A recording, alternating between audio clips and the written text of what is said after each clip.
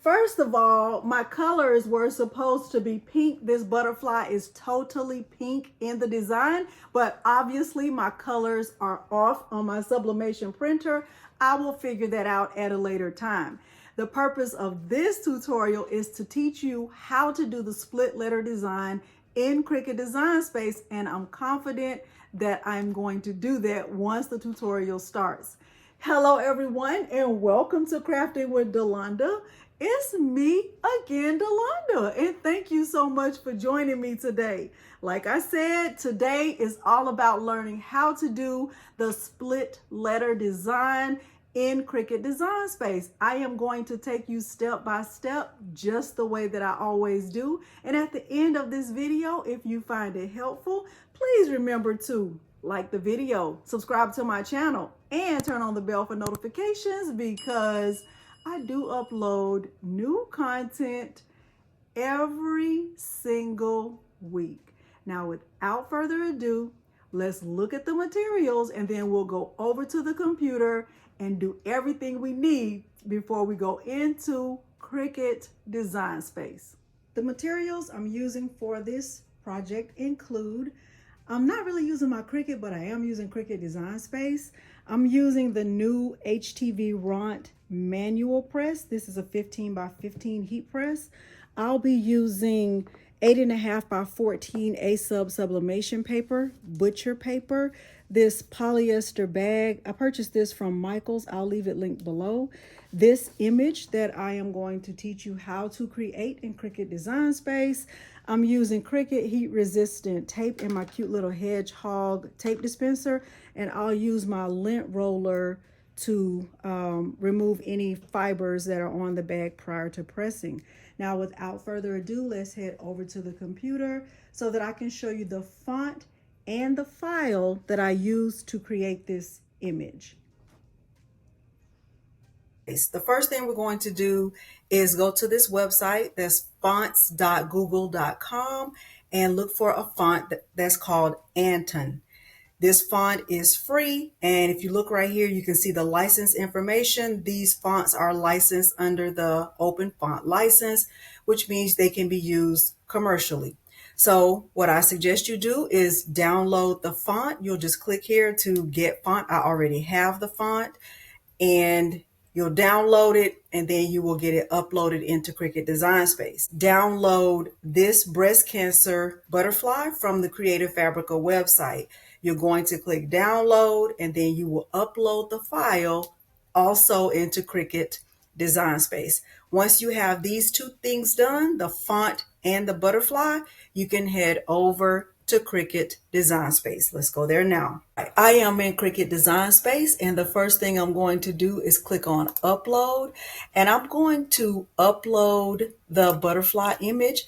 Mine has already been uploaded, but if this is your first time uploading yours, you will bring in the flat image. I'm going to add mine to the canvas.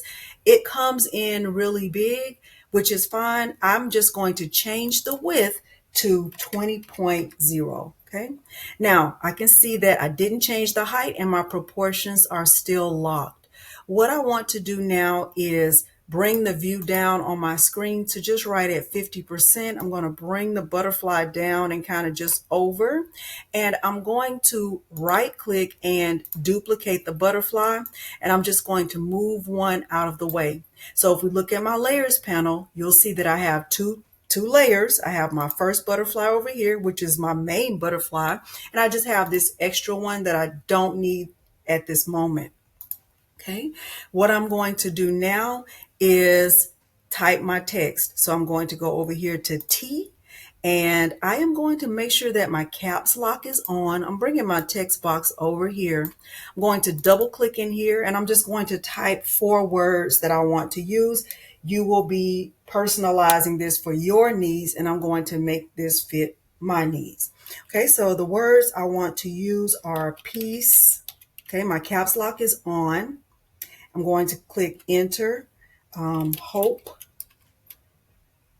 cure, love. Okay.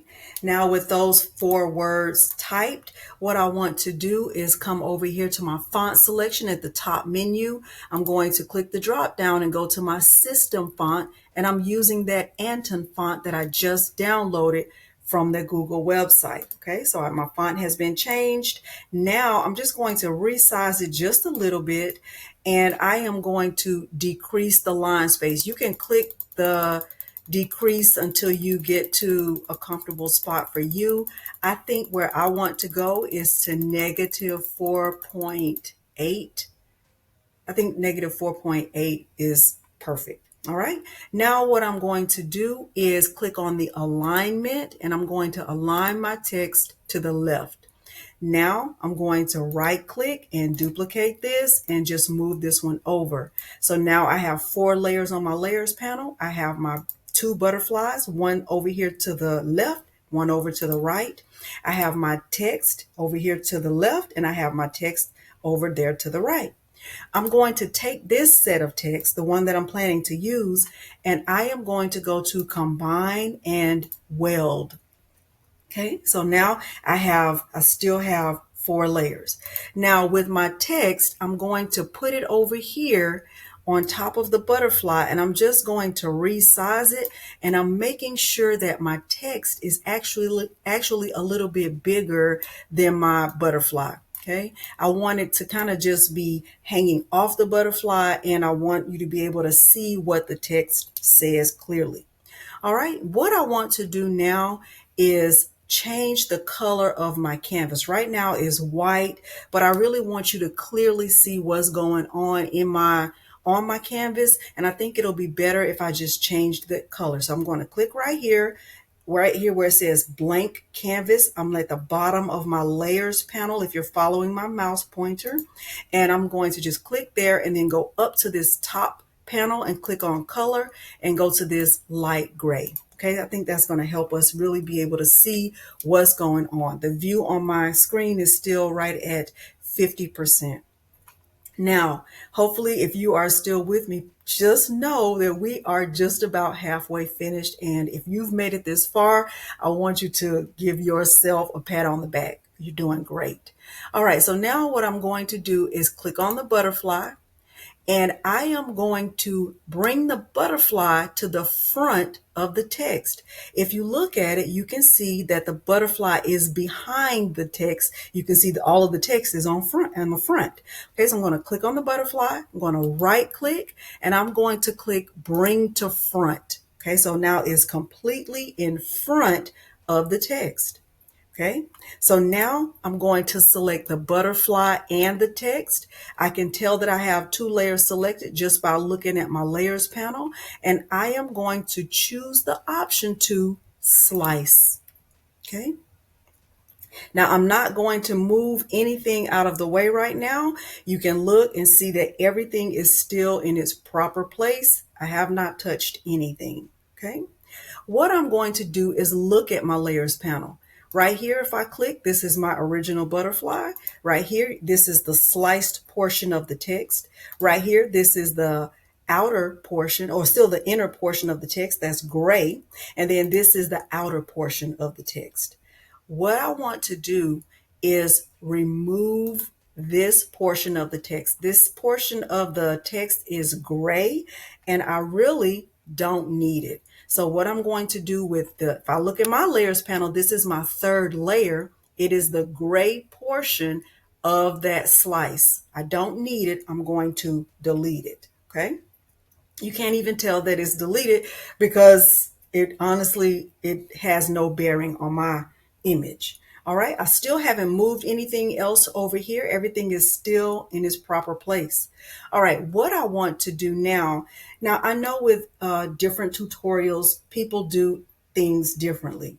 I am going to do this in the way that I think looks beautiful, and I encourage you to do the same thing. All right, what I'm going to do is click on my 2nd butterfly over here, and I am going to bring the view down on my screen to right at 25%. Okay, so I don't need this text. I'm actually just going to turn this one off. It's just extra anyway.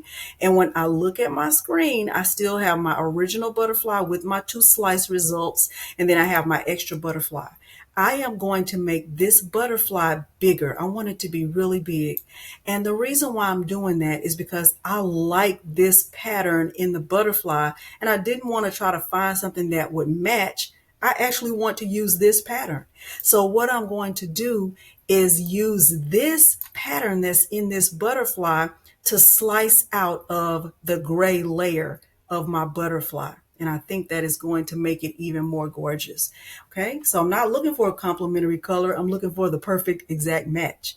All right, so what I'm going to do is put this butterfly over here. I'm going to make sure that is completely covering all of the text. Okay, let me move this over just for a second.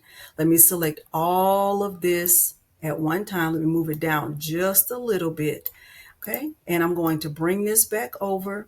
I want to make sure everything is in there. And I might have to make the butterfly bigger because I want to make sure that all of that gray text is in there. All right, so now with my butterfly selected, let me make sure the butterfly is in the front of the text. So I'm going to click on my big butterfly, right? I have my big butterfly, and I'm going to right click, and I'm going to bring to front. Now I can't see my text, but that's okay.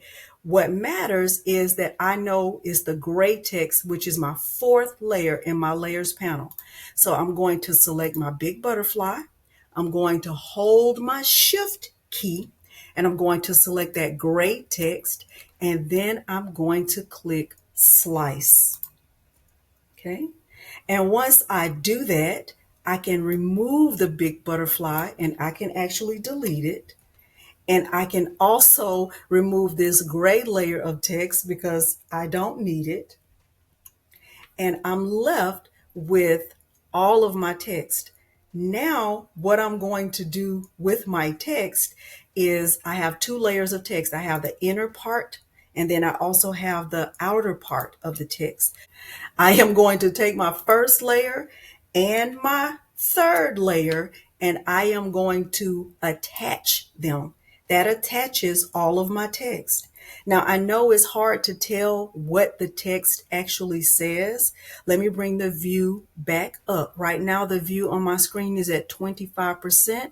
I'm bringing it up to, let's bring it up to, I think 50% is fair. Okay, so now I have my text selected. I do not have the butterfly selected. With only the text selected, I'm going to click on the option to offset. And I'm going to change my offset to 0.13, and I'm going to click apply. Okay, let's click apply. Now the offset is white. The offset is black. I actually want my offset to be white. I think it's a better match for this butterfly. And I also think that it makes the image softer. I think this is gorgeous. And hopefully you were able to follow along with this process. Now, what I want to do with the entire image of the butterfly and my text, I'm going to select everything on my screen, and I am going to click flatten. Okay. And I think this looks amazing. All right. And now what I'll do is look at my layers panel, and I can decide if I want to, allow my Cricut to print this. I know that printing this big is going to require some work. I can either, slice the image in half and then, print two parts of the butterfly and try to put it together, or I can print the image a little bit smaller. But let's see what options I have. Okay, let's click right here and see what it says on my error. All right, it says image is too large for 8.5 by 14. We have detected that the max size for this shape is 9.92 by 7.43. Okay, so let's click on auto resize and see what happens. All right, so that is the size of the image. And I think we are just going to go with that because this is going to look gorgeous on the bag that we're putting it on. All right. And if you wanted to kind of play around with it, or if you even had a bigger printer you could use, you could go with that. But I'm going to go with what Cricut allows. Let me see if I unlock the proportions, though, if it'll give me any wiggle room. Okay, let's see if I can go up with my width. Okay, it'll let me go a little bit wider, but I have found that doing that it doesn't always look good. All right, but 10.1 is fair. That's fine. All right, so now I am going to click make. Yes, I do want to save this as my I'll call it BC butterfly. And I'll click save. Okay. And I am going to, all right. So 8.5 by 14, this is perfectly fine. And remember, with sublimation, you really don't need your Cricut for this, because really this is just a printed image. So I'm going to click continue. I'm going to select send to printer, and I'll select my Epson EcoTank 2760 series printer. I don't really need to add bleed because my Cricut is not cutting this. I'm actually going to just tear off the registration lines, but I do want to use the system dialog. I'll click print.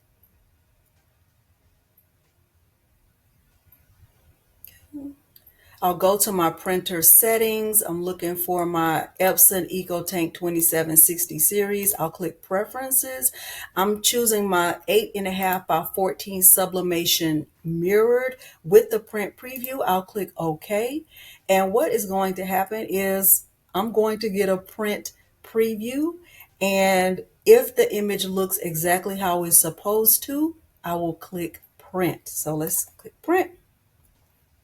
Let's see what the print preview looks like. This is excellent. I'll click print, and everything I'll do from here will be back on the camera.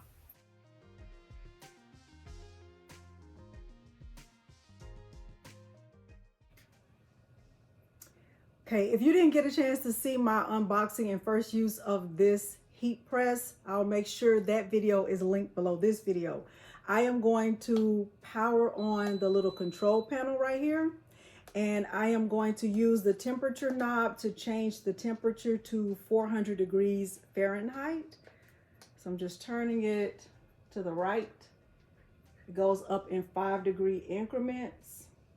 And then once I get to the temperature, I press the button. I'm going to 60 seconds, and I'm going to press the button, and I'm going to let this go ahead and heat up. While this is heating up, I will still let my image sit under the plate. So I can just rotate the top of the plate out and just let it sit under there and heat up. While that is heating up, I will be using my lint roller to lint roll any of the blue fibers away that we often don't see.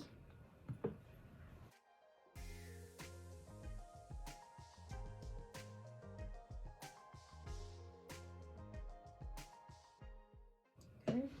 I am going to put butcher paper inside the bag so that the image doesn't transfer from one side of the bag to the other.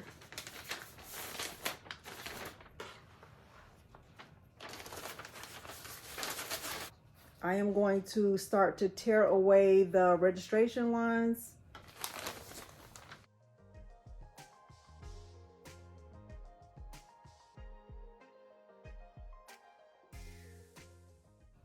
I like to put butcher paper on top just so I don't get any of those blue fibers on my fabric.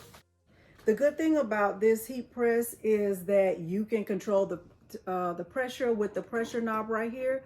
So as you can see, the top of the heat press is going down. I can turn it in the opposite direction to make it go up if I don't need that much pressure. All right, we got a good little press right there, just to remove any moisture. All right, that looks great. All right. I'm just going to tear away the registration lines because I Don't need them.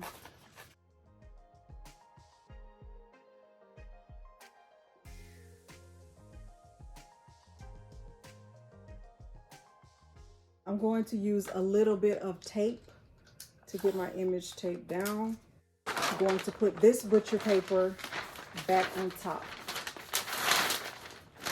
The purpose of butcher paper is to protect your heat press from getting any ink on it. All right, $3.95. Come on, 400. Can I get a 400, 400, 400? Okay, 400. There we go.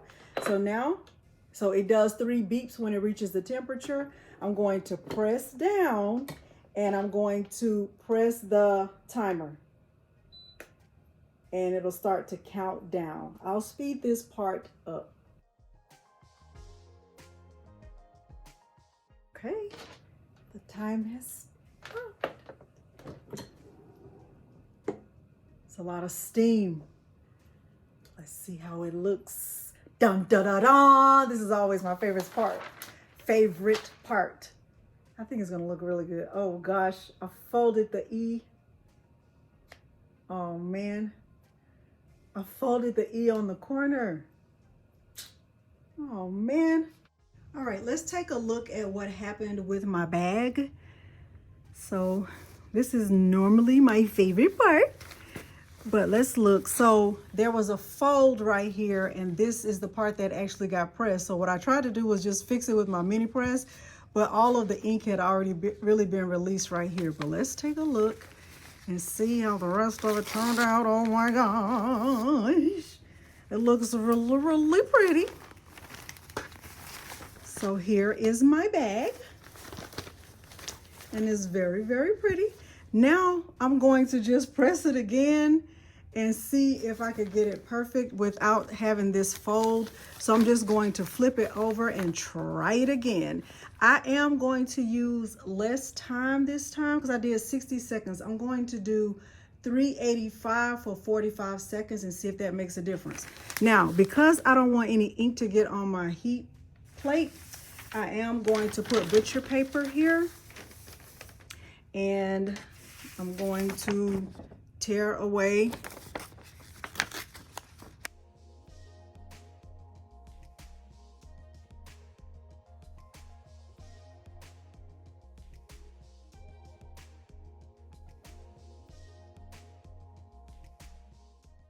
So now I am going to change the time and temperature. So I'm bringing the temperature down to 385, and I'm bringing the time down to, I really think 45 seconds is probably fair.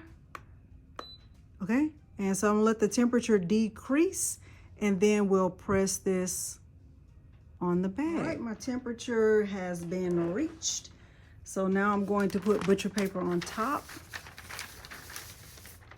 And I also decreased the pressure. I think maybe I had a little bit too much pressure. I feel like I pressed for too long and too much. So now I'm going to close this, and I am going to press the time, and it'll start to count down. So I'm doing 385 for 45 seconds. And I guess this is medium pressure. I'll speed this part up.